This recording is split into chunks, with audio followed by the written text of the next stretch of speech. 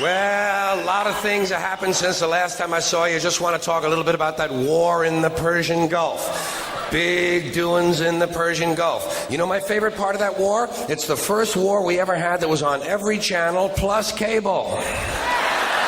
And the war got good ratings too, didn't it? Got good ratings. Well, we like war. We like war. We're a warlike people. We like war because we're good at it. And you know why we're good at it? Because we get a lot of practice. This country's only 200 years old, and already we've had 10 major wars. We average a major war in this country every 20 years, so we're good at it. And it's a good thing we are. We're not very good at anything else anymore. Can't build a decent car. Can't make a TV set or a VCR worth the fuck. Got no steel industry left, can't get health care to our old people, can't educate our young people, but we can bomb the shit out of your country, all right? Huh? We can bomb the shit out of your country, all right? Especially if your country is full of brown people. Oh, we like that, don't we? That's our hobby.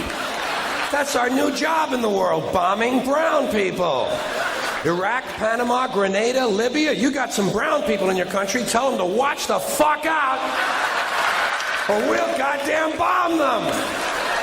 But when's the last white people you can remember that we bombed? Can you remember the last white, can you remember any white people we've ever bombed? The Germans. The Germans are the only ones, and the only reason for that is because they were trying to cut in on our action.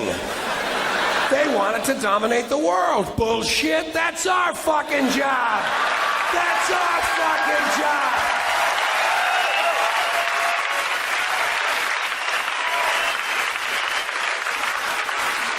Now we only bomb brown people. Not because they're trying to cut in on our action, just because they're brown. Now you might be noticing I don't feel about that war the way we were told we were supposed to feel about that war, the way we were ordered and instructed by the United States government to feel about that war. See, my mind doesn't work that way. I got this real moron thing I do. It's called thinking. And I'm not a really good American because I like to form my own opinions. I don't just roll over when I'm told to. Sad to say, most Americans just roll over on command. Not me. Not me. I have certain rules I live by. My first rule, I don't believe anything the government tells me. Nothing. Zero.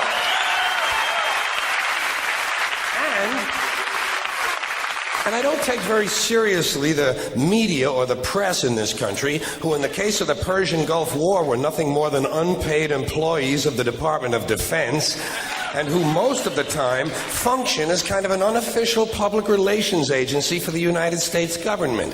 So I don't listen to them. I don't really believe in my country. And I gotta tell you folks, I don't get all choked up about yellow ribbons and American flags.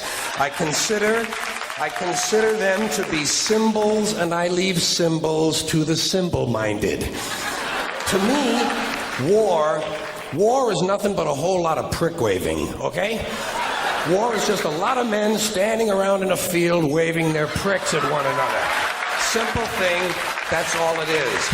Men are insecure about the size of their dicks, and so they have to go to war over it. That's what all that asshole jock bullshit is all about. That's what all that adolescent macho male posturing and strutting in bars and locker rooms is all about. It's called dick fear. Men are terrified that their pricks are inadequate, and so they have to compete to feel better. And because war is the ultimate competition, basically men are killing one another in order to improve their self-esteem. You don't have to be a history major or a political scientist to see the bigger dick foreign policy theory. It sounds like this. What? They have bigger dicks? Bomb them! And of course, the bombs and the rockets and the bullets are all shaped like dicks. It's a subconscious need to project the penis into other people's affairs. It's called fucking with people. So